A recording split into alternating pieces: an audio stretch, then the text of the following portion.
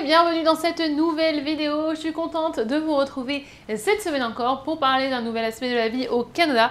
Et cette semaine, on va parler de quelque chose d'un petit peu différent.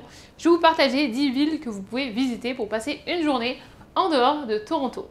Mais avant d'aller plus loin, si jamais on ne se connaît pas encore, je m'appelle Astrid, je suis française et canadienne depuis un peu plus d'1 an et demi maintenant.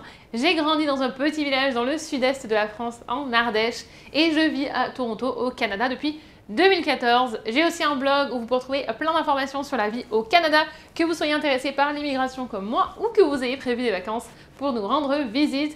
Vous pouvez bien sûr me retrouver sur Instagram où je poste au quotidien la vie en français à Toronto. Vous pouvez aussi bien sûr vous inscrire à la newsletter pour être tenu au courant des prochains événements et prochains ateliers. Alors, avant de vous partager les villes, je vais vous donner quelques conseils. Il existe beaucoup de petites villes en fait autour de Toronto qui sont mignonnes à visiter, mais vous n'allez pas toujours pouvoir y passer une journée complète. Donc je vous conseille toujours de regarder les options qu'il y a à côté, parce que peut-être qu'il va y avoir une petite ville à côté qui a autre chose qui vous donne envie.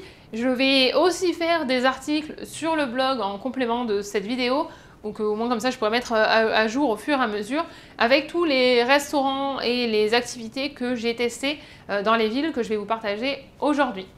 On va commencer par la jolie ville de Niagara-on-the-Lake de Toronto. Il va vous falloir à peu près 2 heures, 2 heures et demie suivant le trafic sur la route, et c'est une bonne option après avoir visité les chutes du Niagara parce que c'est seulement à 30 minutes. C'est une ville qui vraiment semble sortir d'un autre temps. D'ailleurs, ça a servi à plusieurs décors de films, surtout des films de Noël ou des films d'époque. Et celui qui est récent que j'ai en tête, c'est The Holiday Calendar, qui est sorti sur Netflix, qui est un film de Noël. Qu'est-ce que je vous recommande de faire sur place? Vous pouvez vous balader dans la rue principale, arrêtez-vous dans un des restaurants ou des boutiques d'usines qui vendent du chocolat, qui vendent des confitures. Vous pouvez aussi vous balader dans les quartiers résidentiels. On dirait, vous allez voir, on dirait vraiment des maisons qui sont sorties tout droit d'un film américain.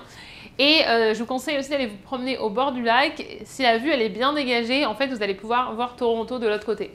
Donc c'est assez cool. Il y a aussi une activité très populaire dans ce coin-là, c'est de visiter un domaine viticole pour une dégustation. La ville suivante, on reste à l'ouest de Toronto et direction la ville de Justin Bieber, Stratford.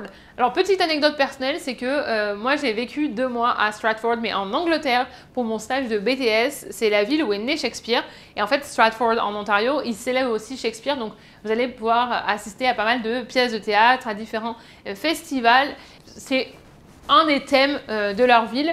Vous avez aussi la possibilité de suivre différents chemins. Ils ont genre le Trail du Chocolate, Trail Bacon, et vous pouvez suivre, en fait ça vous emmène dans différents magasins et différents restaurants. Je trouve que vraiment ils font un bon travail sur la promotion de leur ville, parce que c'est pas très grand, mais en fait si vous regardez sur le site internet, ils ont plein de suggestions de choses à faire. Et c'est très axé sur le spectacle et les expériences culinaires. Vous avez d'ailleurs, je crois, un bus qui part de Toronto pour justement vous emmener voir des spectacles là-bas. Donc si jamais vous ne voulez pas conduire ou vous ne voulez pas prendre le train, c'est une bonne option. Je vous ferai, comme je vous disais, une liste avec toutes les activités sur le blog. On continue notre exploration de ce côté-là de l'Ontario et je vous emmène à Hamilton. Alors, si vous êtes à Toronto, vous avez sûrement déjà entendu parler d'Hamilton, et peut-être pas vraiment en positif, parce que souvent on en parle comme une ville un peu dortoir où les gens viennent travailler à Toronto mais rentrent chez eux après à Hamilton. Donc c'est pas forcément la première chose qui va vous venir en tête si je vous propose de passer une journée en dehors de Toronto. Mais en fait, il y a des choses à faire à Hamilton. Hamilton, c'est connu pour être la ville des chutes d'eau. Vous en trouverez plus de 100. Donc oui, vous avez bien entendu, il y a plus de 100 chutes d'eau que vous pouvez voir. Alors elles ne sont pas toutes immenses, hein. Vous attendez pas à voir les chutes du Niagara là-bas, mais c'est toujours quand même sympa comme balade. En été, vous allez pouvoir voir que les plus populaires, elles sont quand même assez blindées de monde. Mais si vous allez en semaine, c'est un petit peu mieux. Et une autre option qu'on a testée, je crois, il y a 3 ans, c'est d'y aller en hiver. Mais moi, j'avais adoré quand il fait vraiment froid et qu'elles sont gelées. C'est quelque chose de spécial et qu'on peut voir seulement parce qu'on a cette météo-là, parce qu'il fait vraiment froid. Donc, c'est impressionnant de voir le débit d'eau en été et de voir comme ça peut être stoppé en hiver. Donc je vous conseille vraiment. Et à savoir d'ailleurs que vous pouvez aussi escalader ces chutes d'eau. Alors il faut le faire avec un guide, hein, il faut que ce soit encadré, mais c'est possible. Donc si vous êtes aventurier et que vous voulez tester ça, vous pouvez le faire. Je ne sais pas exactement les noms des chutes où vous pouvez le faire, mais vous tapez sur Google, vous pouvez trouver les informations. Moi, celle que j'aime bien, c'est Tiffany Falls, Alden Falls et Devil's Punch Bowl, je crois que ça s'appelle. Je mettrai tout ça dans l'article de blog. Pendant que vous êtes à Hamilton, vous pouvez aussi aller à Dundas Peak. C'est une petite randonnée qui est vraiment super. Il y a un très beau point de vue. Attention, c'est très très populaire à l'automne parce qu'on a une très belle vue sur toutes les couleurs d'automne. Attention par contre, du moment où vous voulez aller dans des parcs, il va falloir réserver votre ticket en fait en avance, votre place de parking, parce qu'il limite le nombre de personnes qui peuvent rentrer. Donc vous allez avoir des créneaux horaires, par exemple, vous allez réserver de 10h à midi ou de midi à 14h. C'est pour qu'ils aient un peu plus de contrôle sur la fréquentation des parcs pour préserver, mais aussi ça aide à payer en fait l'entretien des parcs. Décidément, en faisant cette liste, je me suis rendu compte que j'avais beaucoup plus exploré l'ouest de Toronto, puisqu'on reste dans ce coin-là, et on va aller à Cambridge. Cambridge, qui est seulement à 1h30 de Toronto. C'est un très joli village, c'est pas très grand, mais c'est plutôt sympa. Et c'est typiquement le type de village où je vous recommanderais de prévoir des choses à faire avant ou après ou autour, en fait, parce que vous n'aurez pas de quoi vous occuper pendant une journée complète là-bas. Mais c'est vraiment un joli stop. Vous pouvez y manger, on a déjà mangé sur place, j'avais visité aussi les magasins de seconde main, j'avais trouvé des trucs sympas, on visitait le centre. Et en fait, on avait été surpris en visitant le petit village, c'est que vous allez voir qu'il y a plein d'églises qui sont à côté. Donc c'est chaque église est une croyance différente.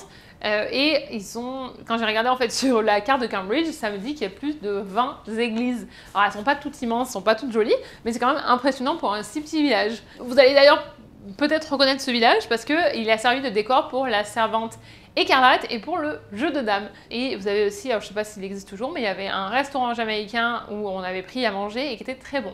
On avait déjà mangé, on n'avait plus faim, mais Monsieur Chaton veut soutenir quand on va dans des petits villages comme ça, s'il y a un restaurant jamaïcain, on va aller acheter quelque chose, on le ramène à la maison, on le mange plus tard, mais on soutient la communauté et c'était délicieux. Dans le même coin, je vous encourage aussi à aller visiter Elora, qui est une toute petite ville, mais qui est très très mignonne. C'est assez connu pour son moulin, et il y a un moulin à eau, et c'est un lieu de mariage qui est très apprécié dans le coin. Donc si jamais vous cherchez à vous marier, vous allez voir que c'est souvent un lieu qui ressort. Mais c'est aussi connu pour Elora Gorge, je sais pas comment on dit. J'avoue que je l'ai écrit, mais en fait je sais pas comment on le dit. C'est un espace de conservation que vous pouvez visiter, donc c'est un parc, mais vous avez aussi une partie où c'est une ancienne carrière et il y a de l'eau et les gens se baignent. Nous, quand on y allait, en fait, on y allait en 2020, je crois, 2021, et à ce moment-là, c'était fermé. Donc c'est vrai que depuis, j'ai pas eu l'occasion d'y retourner, ou alors... non, j'ai pas eu l'occasion d'y retourner. 2021, je crois que j'y suis allée. Mais c'était vraiment très très joli, et depuis, ça a réouvert, donc je vous encourage à aller en profiter. En parlant d'eau, si jamais vous cherchez une petite journée à la plage dans un coin qui est super mignon, je vous envoie à Port Rowan. Port Rowan. Je vous mettrai à chaque fois les noms sur l'écran parce que c'est possible qu'avec ma prononciation, ça soit pas la bonne façon, parce qu'on sait très bien qu'il y a des choses qui s'écrivent d'une façon et qui se prononcent d'une autre, donc ça ne sera pas toujours que de ma faute. Mais en tout cas, je vous envoie au parc provincial Long Point. La particularité de cette plage, c'est qu'elle se finit en pointe, et c'est vraiment, enfin, vous pouvez marcher tout le long de la plage, vous avez le parc à côté, c'est très très joli. Vous pouvez y faire du bateau, vous pouvez y pêcher, vous pouvez aller faire du paddle. C'est vraiment vraiment sympa. La plage elle est immense, donc vous avez de la plage, la place, ça fait beaucoup de mots qui se ressemblent. Et vous pouvez aussi aller visiter la rue principale, parce que c'est pas vraiment une ville, enfin c'est une rue principale. Nous on avait pris une glace avec Charzy, on avait marché sur le port, et c'était vraiment une très très belle journée. Vous avez plein de petites boutiques, et vous avez encore une fois des maisons qui sont magnifiques, donc vous pouvez même vous promener dans les lotissements pour voir tout ça. Ensuite, cette ville, vous la connaissez peut-être déjà si vous êtes déjà allé à Bruce Peninsula. On va parler d'Orangeville. C'est le stop qu'on fait quand on va à Bruce Peninsula, donc à Tobermory, parce que c'est le dernier gros magasin qu'on a si vous voulez faire des courses et aller en camping. Honnêtement, je pensais juste que c'était une ville de passage, mais cette année, on a eu l'opportunité d'aller visiter avec Mattel il y a quelques mois. J'avais fait un vlog et on a fait un arrêt en fait dans un café, mais on a aussi fait une balade guidée pour découvrir tout l'art qu'il y avait dans la rue, et c'était vraiment cool. Donc ça peut être un bon moyen de vous permettre de découvrir un peu mieux Orangeville. La dernière ville que je vous recommande à l'ouest de la ville, ce qui est marrant, c'est qu'en fait quand je filme Là, je montre le sud, parce que pour moi, c'est le sud.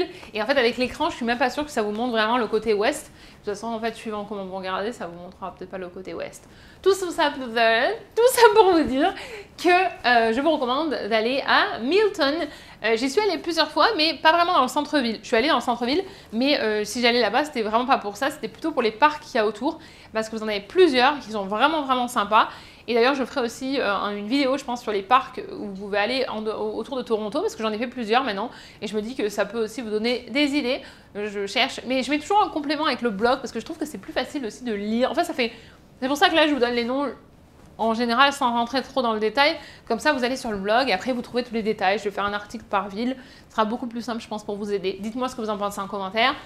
Mais en tout cas, dans ce coin-là, Milton, on a fait aussi avec...